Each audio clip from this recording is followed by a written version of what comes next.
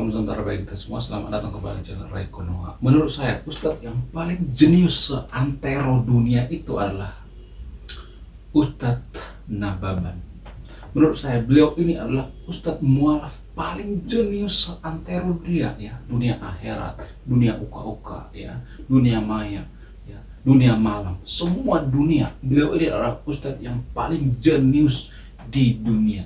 Bahkan saking jeniusnya beliau ini, ya, konon katanya beliau ini pernah mengatakan bahwa Danau Toba itu berasal dari bahasa Arab, ya, yang artinya Danau Taubat atau Danau Tobat.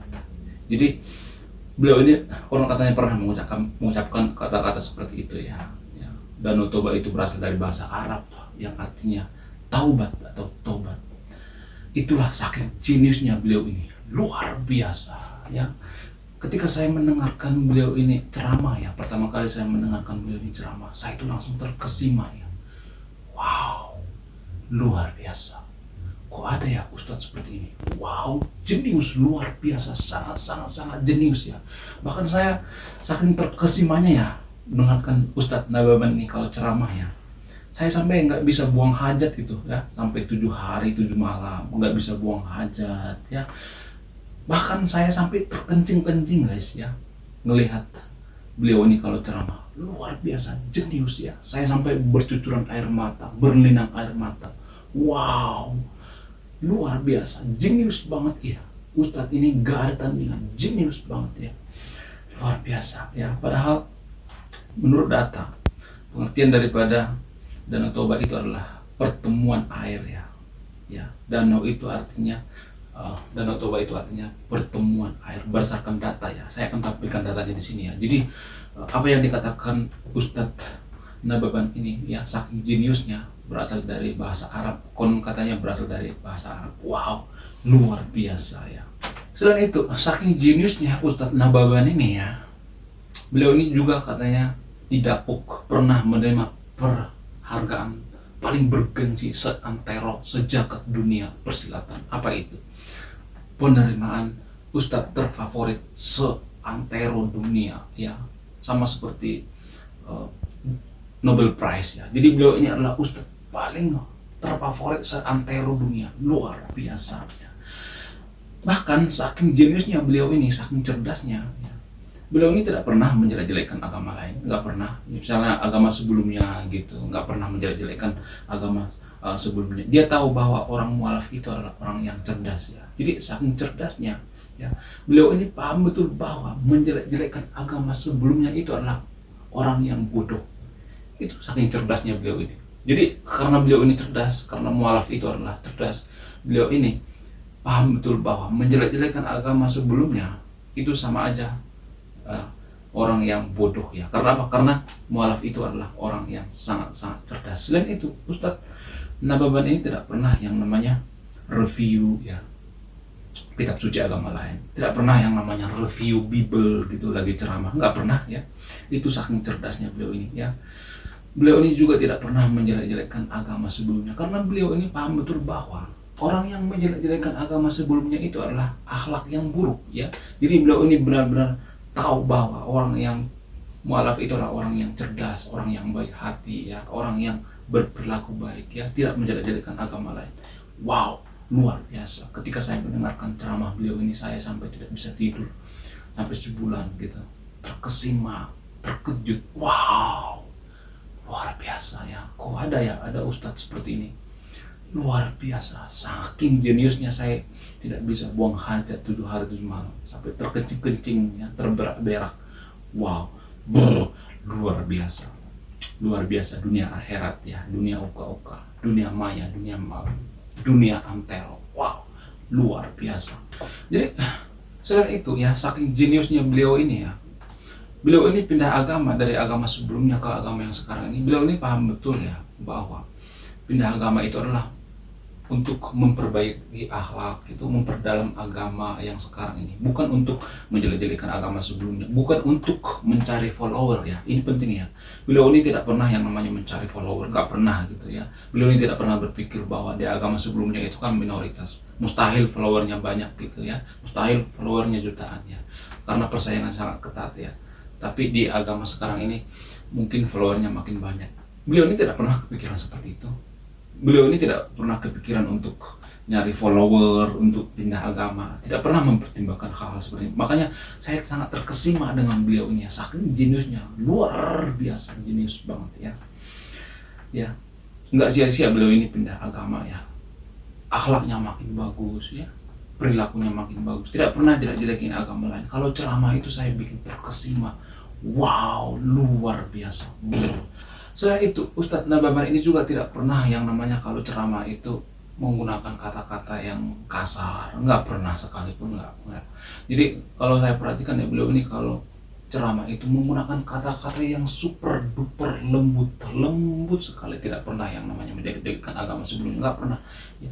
Makanya saya ketika mendengarkan ceramah beliau ini ya, masuk ke kolbu saya gitu ya, ke hati saya yang paling dalam gitu. Saya meresapi ceramahnya luar biasa ya, sampai kadang saya berlinang air mata gitu. Wow, terkesima, kok ada ya ustadz seperti ini, luar biasa ya. Kalau ceramah itu suaranya itu lembut, tidak pernah menjelek-jelekan agama orang lain ya, sangat ini ya, sangat paten gitu kalau ceramah, luar biasa ya. Saya juga yakin bahwa beliau ini adalah orang yang sangat jenius, luar biasa. Bahkan agama mayoritas di Konoha juga menurut saya itu agama yang paling damai seantero dunia ya. Saking damainya ya, saking damainya di Konoha sering terjadi persekusi rumah ibadah ya, bubarin paksa rumah ibadah orang lain ya. Pak RT masuk ke rumah ibadah orang lain, saking damainya gitu, lalu teriak-teriak bubar, izinnya mana gitu. Itu saking damainya agama mayoritas di Konoha, luar biasa ya. Jadi patut ya, agama mayoritas di Konoha ini adalah agama yang paling damai seantero dunia. Karena apa? Karena di Konoha itu ya, saking damainya sering mempersekusi rumah ibadah orang lain, membakar rumah ibadah orang lain ya, usilin orang lagi ibadah, bubar gitu ya. Ya, agama mayoritas di Konoha juga tidak pernah yang namanya menghalangi orang lewat kalau di jalannya, nggak pernah ibadah di jalan gitu. Wow, luar biasa. Selain itu, Ustadz Nababan ini juga konon katanya adalah anak pendeta ya. Konon katanya anak pendeta, dugaannya ya, anak pendeta. Tapi saya melihat ya, beliau ini menurunkan ya, maksudnya beliau ini menjaga nama baik ya keluarganya, luar biasa ya, saking jeniusnya ya, luar biasa beliau ini dalam berkata-kata, berceramah ya.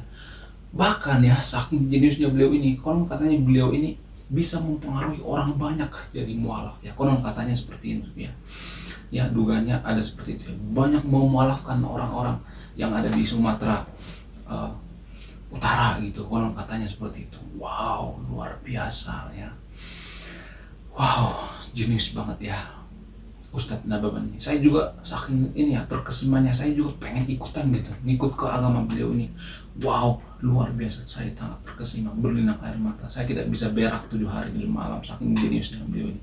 Wow, saya sampai tidak bisa berkata-kata ya, tidak bisa mengucapkan kata-kata, speechless gitu ketika mendengarkan beliau ini ceramah ya. Selain itu, beliau ini juga menjaga nama baik marganya ya, karena Nababan itu kan marga orang Batak ya. Beliau ini menjaga keluarga besar marga Nababan. Tidak pernah yang namanya menjelek-jelekan agama sebelumnya, tidak pernah mereview gitu agama sebelumnya ya, tidak pernah yang namanya mereview Bible gitu, nggak pernah untuk ceramahnya biar beliau ini semakin terang, nggak pernah seperti itu ya. Luar biasa, beliau ini sangat cerdas ya. Saking cerdasnya, tidak pernah yang namanya menjelek-jelekan agama lain. Wow, luar biasa, super duper cerdas ya. Selain itu, beliau ini juga, Ustadz Nababan ini juga menurut saya itu 11-12 dengan Don Ditan ya. Karena apa? Karena Don Ditan juga sangat jenius guys, luar biasa cerdas ya. Mualaf yang sangat cerdas ya. Beliau-beliau ini ya, Ustadz Nababan, Don Ditan ini tidak pernah yang namanya menjelek-jelekan agama sebelumnya ya. Saking cerdasnya itu, tidak pernah mereview agama sebelumnya, tidak pernah mengambil ya Bible untuk direview ya. Jadi secara tidak langsung ya, beliau ini menyebarkan gitu ya, menyebarkan kebaikan-kebaikan dari Bible gitu. Karena beliau ini menyebarkan Injil gitu, secara tidak langsung menyebarkan Injil ya di rumah ibadah agama yang sekarang ini. Karena apa? Karena secara tidak langsung itu kan dibuka ya ayat-ayatnya, lalu disebarkan sehingga orang penasaran gitu membacanya gitu ya. Jadi sangat akhlaknya itu sangat mulia sekali ya, 11-12 dengan Donditan ini. Karena apa? Karena beliau ini fokus gitu untuk memperbaiki SDM orang Konoha yang sudah terjerembab gitu ya, yang suka ustadz-ustadz yang toksik gitu. Beliau ini bukan atau sangat jauh dengan sebutan label ustadz yang sangat toksik di dunia, enggak. Sangat cerdas, luar biasa, dunia akhirat, dunia uka-uka, luar biasa ya. Nah, pertanyaan-pertanyaan yang saya tanyakan bagi mayoritas di Konoha ya, ada beberapa pertanyaan-pertanyaan. Misalnya, kalau misalnya ada ustadz-ustadz seperti ini misalnya, kenapa di agama mayoritas di Konoha itu langsung diangkat ustadz gitu, baru pindah agama langsung diangkat ustadz gitu, seperti Koh Donditan misalnya langsung diangkat ustadz gitu. Kenapa seperti itu? Apakah dalam agama mayoritas di Konoha itu untuk jadi pemuka agama itu sangat mudah gitu, nggak ada semacam pelatihan gitu ya, semacam briefing gitu, semacam sekolah-sekolah gitu. Seperti misalnya ya, kita ambil contoh perbandingan misalnya agama Buddha misalnya. Agama Buddha itu kan kalau mau jadi bisu itu kan ya, mohon maaf ya, harus meninggalkan duniawi, tidak boleh nikah dan lain sebagainya, tidak boleh menggunakan Harley Davidson, tidak boleh menggunakan Alphard gitu, tidak boleh menggunakan Lamborghini, tidak boleh menggunakan jam Rolex dan lain sebagainya ya. Jadi butuh effort yang luar biasa pemuka agama di agama Buddha ini, sehingga mereka itu benar-benar pure untuk melayani gitu. Bagaimana dengan agama mayoritas di Konoha seperti Ustadz Nababan gitu, seperti Donditan ini? Apakah mereka ini melalui hal-hal seperti itu? Atau kita ambil contoh lain misalnya dengan agama Katolik misalnya. Agama Katolik itu kan pastornya itu nggak boleh menikah, nggak pernah dikasih duit ya. Mereka ini tidak dikasih perlengkapan yang super mewah gitu, tidak pernah menggunakan Harley Davidson gitu ya, tidak boleh cari follower sebanyak-banyaknya di YouTube dan lain sebagainya. Jadi orang-orang seperti ini adalah orang yang punya effort yang sangat luar biasa untuk melayani. Nah, pertanyaan saya bagi agama mayoritas di Konoha, kenapa ustadz seperti Nababan, seperti Koh Donditan ini baru pindah agama nih ya, langsung dianggap jadi pemuka agama gitu, jadi ustadz? Apakah semudah itu jadi ustadz ya di agama mayoritas di Konoha? Ini hanya pertanyaannya, silakan dijawab ya. Saya tidak akan memberikan pernyataan, tapi ini hanya pertanyaannya. Nah, selain itu, kenapa saya perhatikan ya di Konoha, kenapa ustadz-ustadz yang toksik yang ada di Konoha misalnya, ini hanya di Konoha ya, bukan Indonesia ya, ustadz-ustadz toksik itu semakin toksiknya makin semakin banyak followernya gitu. Kenapa seperti itu? Apakah kita harus toksik juga gitu biar kita punya banyak follower gitu ya? Ini yang saya pertanyakan gitu. Lalu apakah ustadz-ustadz misalnya nih baru pindah agama ya, seperti Ustadz Nababan, seperti Ustadz Donditan ini pindah ke agama mayoritas di Konoha, apakah ini semacam politisasi agama gitu? Karena saya cuma bertanya, karena baru diangkat langsung jadi ustadz gitu ya, langsung nge-review agama sebelumnya gitu ya, langsung review misalnya kitab suci agama sebelumnya gitu. Apakah ini dibenarkan di agama mayoritas di Konoha? Apakah ini namanya akhlak yang baik gitu?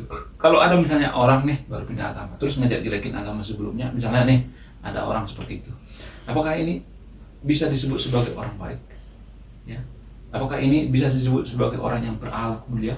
Bagaimana mungkin kita mengatakan bahwa orang ini baik kalau misalnya dia menjelek-jelekan agama sebelumnya, mereview agama sebelumnya, mengata-ngatain agama sebelumnya? Bagaimana mungkin kita menyebut seseorang itu baik kalau dia mengata-ngatain orang lain di depan kita? Misalnya ada orang nih ya, kita ketemu orang baru terus dia mengata-ngatain temannya gitu ya, dikata-katain terus dijelek-jelekin temannya. Apakah ini orang yang baik?